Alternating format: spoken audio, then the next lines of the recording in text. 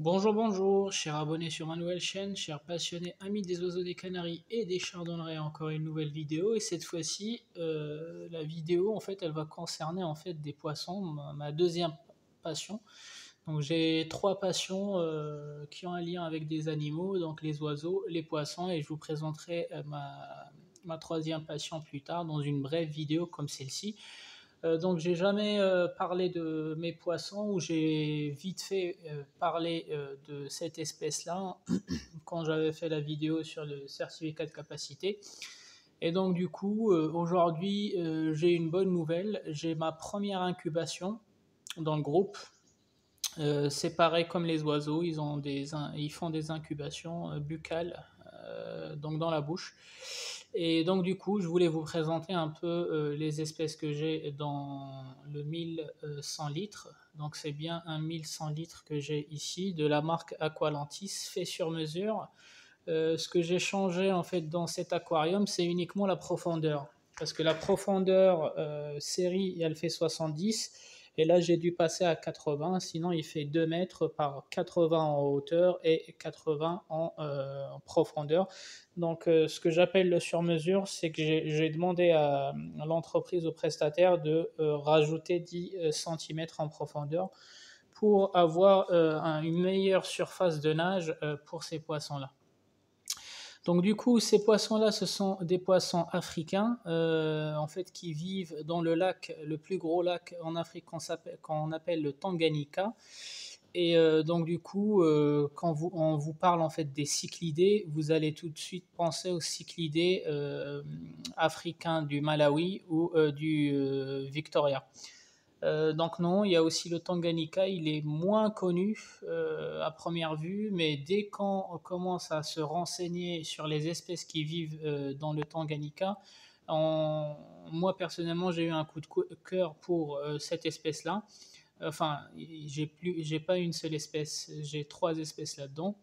Et donc du coup, voilà, donc ça fait pareil, ça doit être 10 ans que je fais de l'aquariophilie.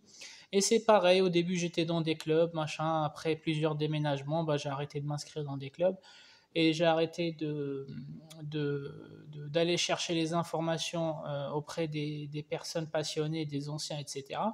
Parce que je fais pas de reproduction, contrairement aux Canaries, je fais pas de reproduction systématique. Ils sont compliqués à se reproduire, mais c'est juste pour le plaisir. Donc voilà, donc ça fait des années que j'ai certains, ça fait des années. Par exemple, le gros mâle que vous voyez ici, il a 8 ans, donc ce sont des sauvages, donc l'âge il est approximatif. Mais quand je l'avais fait venir d'Afrique, ce mâle que vous voyez ici, le mâle alpha, donc celui-ci, c'est un Kituma. Donc ça, c'est un mâle Kituma. En fait, le Tanganyika, c'est un grand lac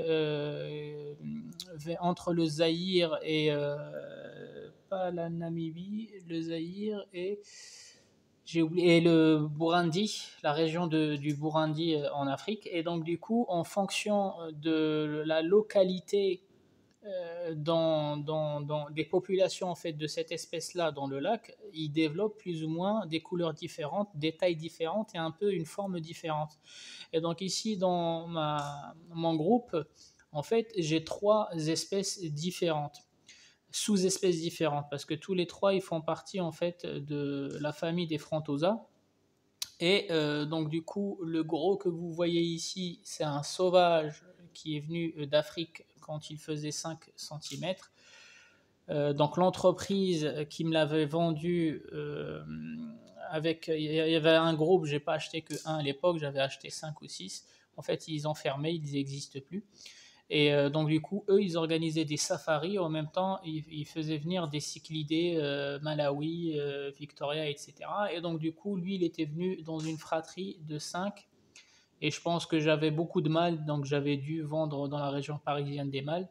Et donc lui, il a 8 ans parce que c'est un âge estimatif. Et lui, c'est de la sous-espèce des Giberosa Kituma. Ensuite, j'ai cette femelle-là aussi sauvage. Donc lui, juste pour vous dire, il fait pas loin de 40 cm, il fait 38, Donc les deux autres, j'attends qu'ils viennent par ici. Donc j'ai deux autres, voilà. Donc le deuxième qui est derrière ici, ça c'est un mâle de la sous-espèce Moba aussi sauvage. Donc le Moba, il est un peu plus connu ici en France, en Europe, que le Klitouma, il est moins répandu. Et j'ai sa grosse femelle qui est là, donc c'est pareil, ces deux-là ont été achetés il y a 6 ans chez Abyss, je ne sais plus, il s'appelait Eric ou Christophe, dans la région parisienne.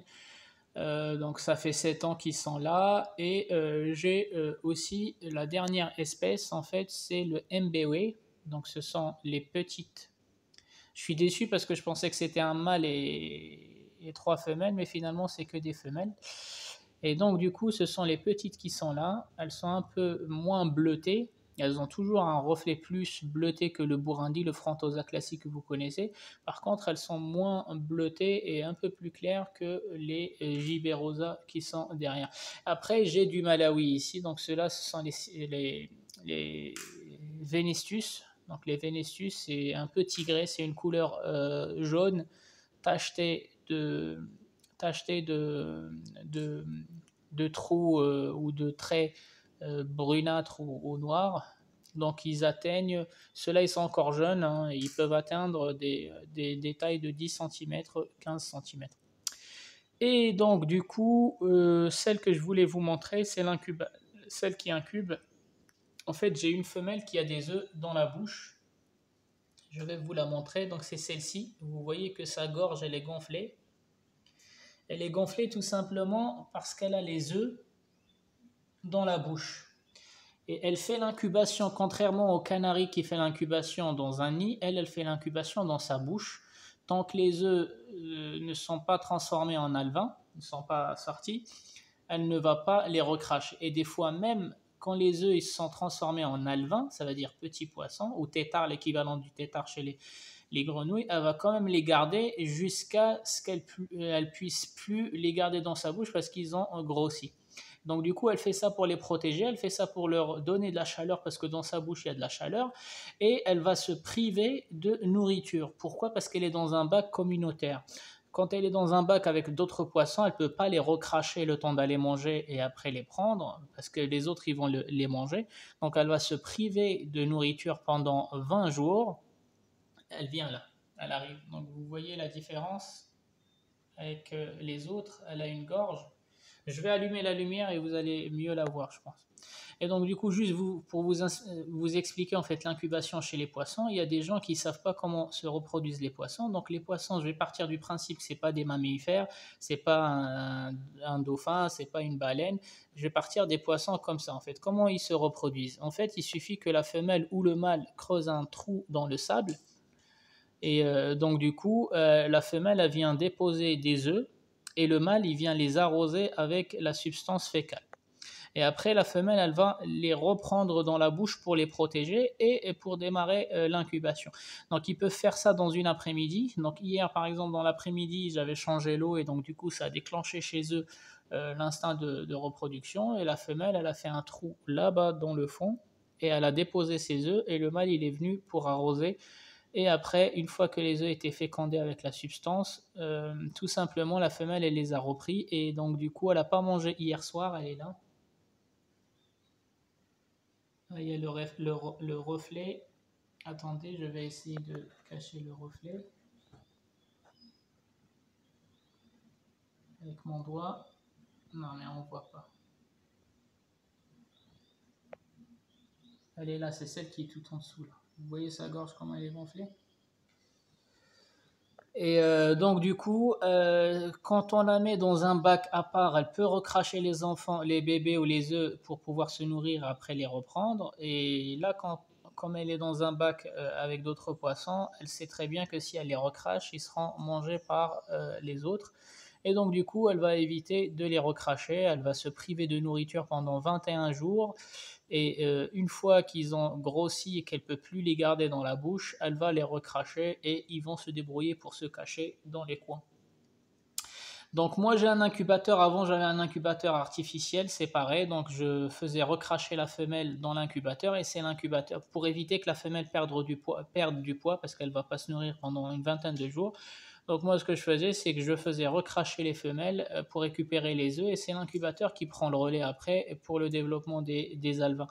Après, je vous avoue que depuis que j'ai le grand bac, je laisse naturellement. J'ai souvent des incubations, mais ça aboutit pas parce qu'ils se font manger. Surtout, vous avez remarqué, j'ai pas de plantes, donc ces poissons n'aiment pas les plantes. Ils détruisent les plantes parce que dans le Tanganyika, il y a que des rochers. Et moi, j'ai enlevé les rochers parce qu'ils se blessent. Donc, ce sont des poissons hyper calmes. Et par contre, ils sont territoriaux. Donc les mâles ou les femelles entre elles, elles peuvent démontrer en fait comment on appelle ça, un comportement agressif de temps en temps. Et donc du coup, le fait de laisser des plantes déjà, elles ne vont pas tenir parce qu'ils détruisent tout. Et les rochers, c'est pour leur sécurité. J'ai enlevé les rochers parce qu'ils peuvent se blesser avec les rochers en fuyant l'autre ou en poursuivant l'autre. Ils peuvent se faire mal et se faire décailler. Donc voilà, je voulais juste vous montrer aussi ma deuxième passion et c'était l'occasion de vous parler un peu des cyclidés africains et de vous parler des sous-espèces que j'ai. Euh, donc je tourne avec deux filtres de 1500 litres. Donc c'est l'eau douce, excusez-moi, je ne vous l'ai pas expliqué. C'est de l'eau douce qui est traitée avec des mousses de céramique, des mousses de charbon actif, de la ouate aussi. Donc le pH, donc ce poisson-là, il aime bien des pH durs, contrairement aux oiseaux. Donc les oiseaux, on a dit que c'était des pH acides. Ici, c'est un pH un peu basique. Donc je tourne autour de 8, 8,5. Parce que dans le Tanganyika, comme il y a beaucoup de calcaire, comme le lac, il n'y a pas beaucoup de plantes, il y a surtout des cailloux et des roches calcaireuses, en fait, ça fait augmenter le pH du milieu africain. Et donc, du coup, c'est pareil. Donc, ici, je rajoute un produit. C'est l'eau du robinet. Je rajoute juste un produit pour durcir un peu le milieu. Et donc, je leur donne à manger des granulés que j'achète sur Internet, des granulés pour cyclidés africains. Donc, ils sont pas, contrairement aux tropheuses, ils mangent pas en fait que des algues. Ils peuvent manger des crevettes, ils peuvent manger des moules, ils peuvent manger des granulés de d'autres cyclidés. Et ce qu'ils aiment bien, ce sont les artémias, donc les artémias surgelés que j'achète en animalerie. Et là, par exemple, je viens de leur préparer un peu d'artémia. Et donc, je vais allumer la lumière pour qu'on puisse mieux les voir aussi. Hop. Je vais mettre juste une lumière blanche.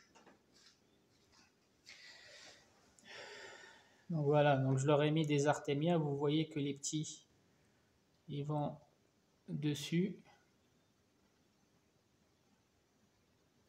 Donc voilà, là ils ont des couleurs un peu claires parce que voilà, le fait de passer d'un éclairage bleu à un éclairage blanc, il leur faut un peu de temps pour qu'ils reprennent leur couleur éclatante, bleu éclatante.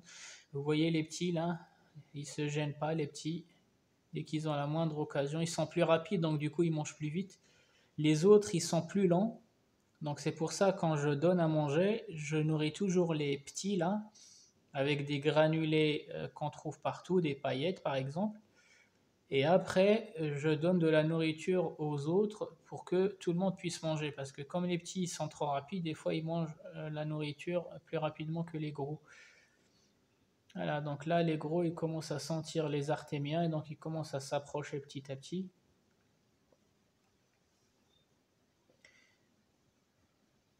Donc vous voyez celle-ci là, cette femelle là, comment elle a des taches,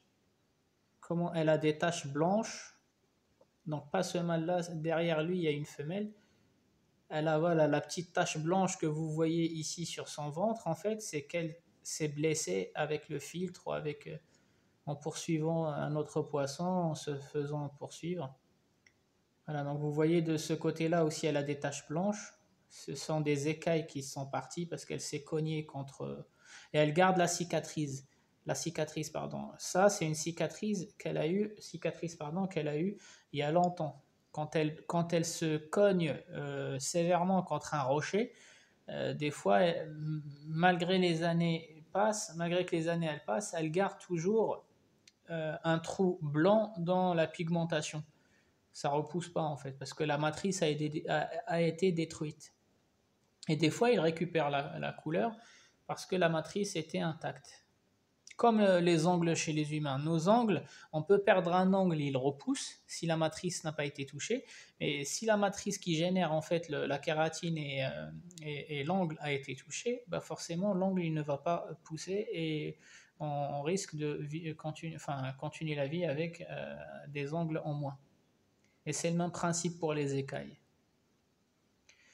Elle est où la femelle qui a incubé? Voilà, la femelle qui incube, c'est celle qui vient vers ici. Vous voyez que là, c'est la seule qui ne mange pas. Regardez, elle regarde la nourriture, mais comme elle a les œufs dans la bouche, elle ne va pas manger.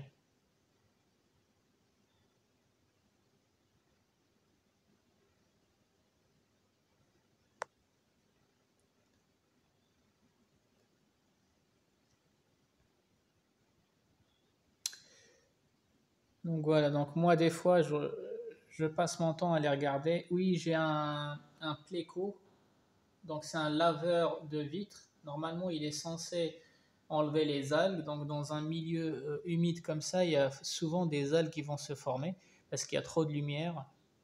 Et donc du coup, j'ai ce poisson que vous voyez ici. Il ressemble à un poisson-chat, mais c'est pas. En fait, il fait pas partie du biotope africain. Il n'existe pas en Afrique. Il vient d'Amérique. Mais par contre, c'est un bon moyen naturel pour pouvoir laver en fait les vitres de l'intérieur. Il mange les algues. Mais bon, il descend souvent manger la nourriture et donc du coup, il n'a plus faim pour manger les algues. Donc les algues, je les enlève moi-même. Voilà. Et donc lui aussi, il peut atteindre des tailles de 40 jusqu'à 50 cm, donc il est encore bébé. Donc voilà les amis, c'était une petite présentation de mon bac de 1100 et quelques litres avec les populations qui vivent dedans. Donc j'ai pas trop de... Je peux pas mettre de décoration de plantes parce qu'ils déchiquetent tout et je peux pas mettre des rochers pour leur sécurité. Mais bon, ça leur laisse en fait beaucoup d'espace pour pouvoir nager et se développer. Et une dernière astuce, en fait, les poissons, plus ils ont des gros bacs et plus ils vont grandir. Donc quand on met des poissons susceptibles de grandir dans des petits bacs, en fait, ils grandissent pas vite. Pourquoi? Parce qu'ils se musclent pas, ils courent pas, ils nagent pas vite. Et c'est ce qui leur fait développer les nageoires et les muscles. En fait, c'est l'exercice comme les humains.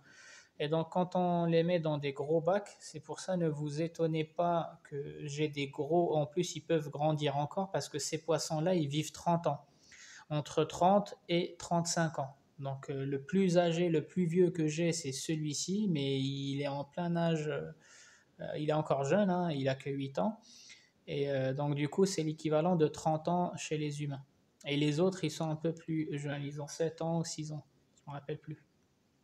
Et ceux-là, ils sont encore jeunes, hein. Ceux-là, ils ont 4 ans. Ceux-là, là, ils ont 4 ans, les petites. Et malgré qu'elles ont que 4 ans, elles commencent à incuber. Donc c'est un poisson très difficile à faire reproduire.